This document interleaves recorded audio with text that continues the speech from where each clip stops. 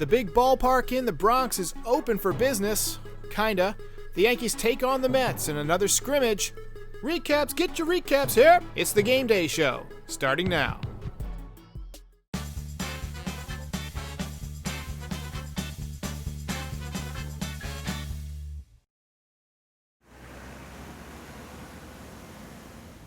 Hey everybody, welcome back to the Game Day Show, the second episode of the Game Day Show. Thanks to everybody who tuned in for the season premiere.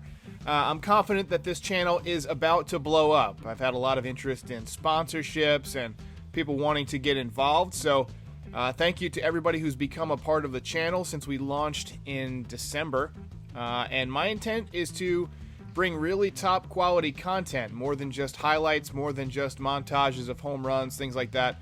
Really in-depth analysis, high production value, but you can count on these usually coming out an hour or two after the game. Sometimes that'll be, 11 or 11:30 p.m. or midnight. Most people, I think, are going to watch them the morning after, while you have your coffee or while you sit on the toilet, whatever you do in the morning. But thank you for joining. First things first, let's talk about Gio Urshela. He was great with the glove last night. He's always been great with the glove. And last year he had a higher OPS than Andujar had during his rookie season, so he can really swing the bat too.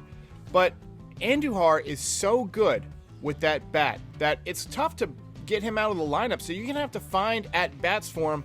Last night he was in left field. He made a nice catch in left field at one point. I think he's going to be okay out there. I really do. And I think that he's going to switch off time with Gio Urshela at third base because they're not going to play Gio every single day. I mean, he's not going to play 7 days a week. He might play 4 to 5 days a week, and then Andujar can play 2 days a week. Andujar can give a couple of days off to guys in the outfield. He can, fill in at left field once a week, fill in right field once a week, maybe fill in at DH once a week. That's a way that you're going to see Andujar get in the lineup 5 or 6 times despite not having a great glove. So I'm really excited to see what these guys can do, but I think it's clear that Gio Urshela is going to be the everyday third baseman. The next thing I want to talk about is Aaron Judge. It is Judgment Day. He will be in right field hopefully tonight. I haven't seen the lineups yet, but when they come out, I will put them in this video. But Aaron Judge obviously has had a sordid history of injuries. A couple years ago, he had the freak accident where he got hit by a pitch and broke his wrist. Came back and he was great in the postseason. Then last year, he gets off to a good start. He has the oblique injury, misses a bunch of time. And then in September, he hurts himself on that dive that, fractured the right rib, upper right rib, collapsed his lung. I'm amazed that he was able to play through that. He didn't do as well in the postseason last year as he did in 2018, but he did hit a home run off of Justin Verlander with a collapsed lung.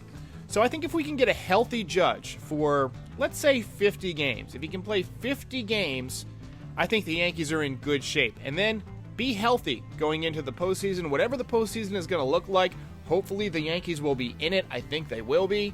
If you go back and look at the best and worst 60-game stretches last year, the Yankees would have won either way. Even if they had their worst 60-game stretch, they would have won that division. So Aaron Judge, this is kind of a make-or-break year for him. He's got to get over that injury-prone label, and I think he will. He's just got to have a strong 60 games, come into camp next year healthy. But this is a year that's going to define Aaron Judge and possibly define the type of contract he gets in a couple of years when contract time comes around.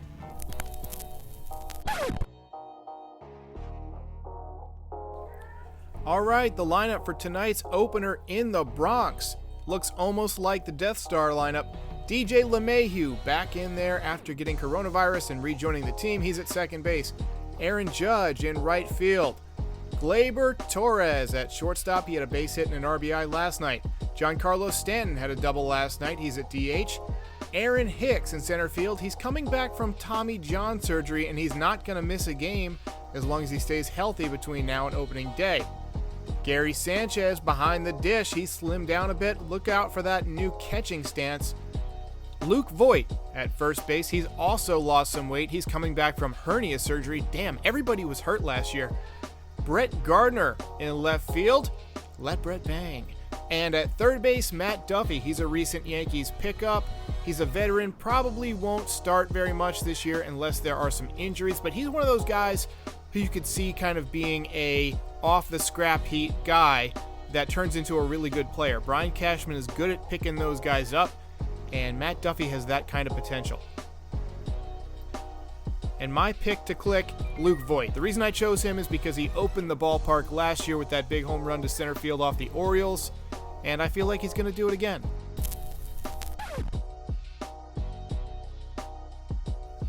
And on the mound, Jordan Montgomery. 11-7 in his career, had Tommy John surgery in 2018, missed most of last season. I've heard that his velocity has been up this year. We already know he has that great breaking ball, so looking forward to seeing Gumby pitch.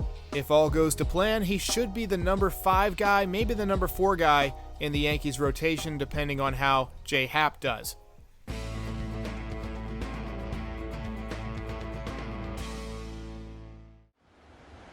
Swing and a miss. Montgomery got him with the off-speed 2-way. Well, when you're evaluating breaking balls as a pitcher, you look at the shape of the pitch, and that is a beauty. Guys, watch this at bat from Jordan Montgomery to Robinson Cano. He makes Robinson Cano, one of the best hitters in Major League Baseball over the last decade and a half, look silly. Just look silly. Fastball is up to 95, big hook, good command. If Monty can keep this up, he's going to be an ace-type pitcher this year. This time he goes off speed, 0-2. He pitches out of the zone. Had a 33.2% chase rate in 2017. That was 9th best in the AL. Swing and a miss. Well, they're waiting to see. It was not a foul ball, so that is it. Cano goes.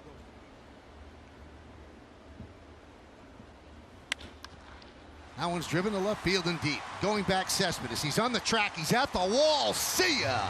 A home run for Judge, and the Yankees take a 1-0 lead.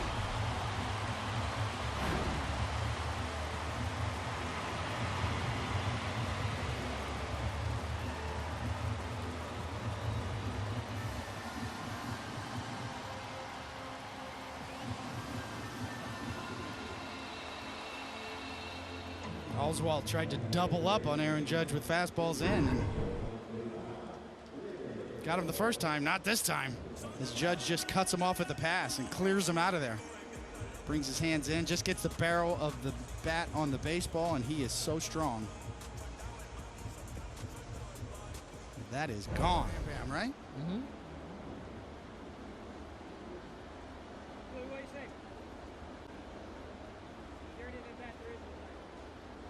Wasn't even Monty's good move. That was just kind of a token flip over to first, and well, that's close. Pettit was death on a running game. Base runners at first base were clearly intimidated by his move. And down goes Davis, and that will do it for the Mets in the second. No runs, no hits, no errors, and because of the pickoff, nobody left on base. We go to the bottom of the second. Swing and a miss. And Rosario down on strikes. That's the 4th strikeout for Montgomery. This is off of a cutter inside and then a 4-seamer at 93 right on by.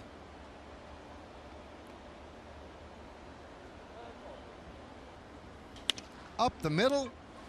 Grabbed there by Cano. Throw to first. Pulls Alonso off the bag. Robbie used to get to that play and make it all day. He's getting old. Time is undefeated, man. As Rob Delaney says, life is a carnival of pain. Yeah, just so in control. And this is the changeup. I mean, he has 5 pitches, all well commanded tonight.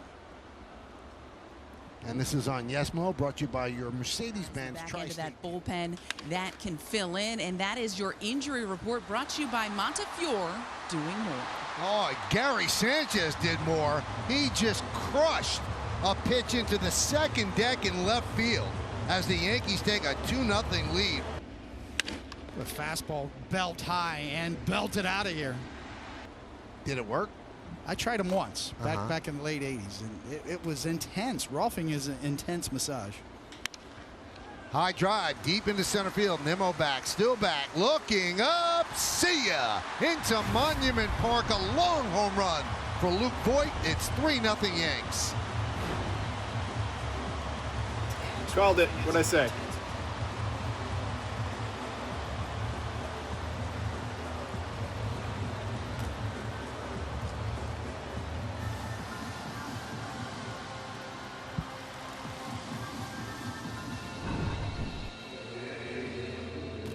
What, a little slider right down the middle. Yankees have several hitters in their lineup that when they hit it like that, they know right now. He knows. I got it.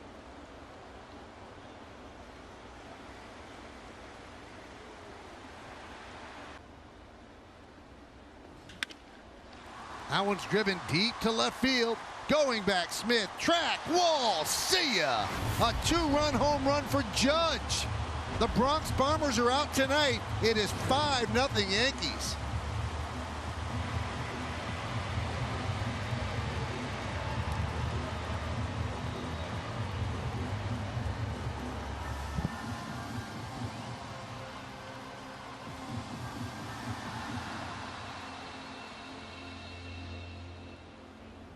A really good sign for the Yankees. Aaron Judge hit a fastball the first home run. This one's a slider, and this is what you do with hanging sliders. You turn on them.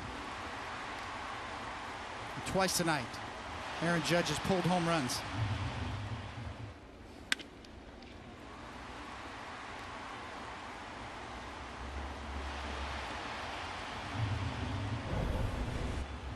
All right, Luis Rojas is going to make a pitching change. That'll do it for Drew Smith. He goes to the bullpen. The Yankees are leading this one 5-0. 2 home runs by Judge tonight. And he does. Oh, he crushed it. See ya. Oh, into the bleachers. A monster shot by Giancarlo Stanton. And it's 6-0 Yankees. Hey guys, just checking in. This is Joba the Cat. So, yeah, I totally called the Luke Voit home run to center field. Aaron Judge, how about that guy? He's pretty good at baseball, huh? This is the first time that Aaron Judge has faced another team all season. He didn't play in spring training at all because he was dealing with the punctured lung and the broken rib. It's just amazing how good this guy is when he gets locked in. That looked like the 2017 Aaron Judge. Just that second home run was clobbered. That home run by Gary Sanchez was absolutely clobbered.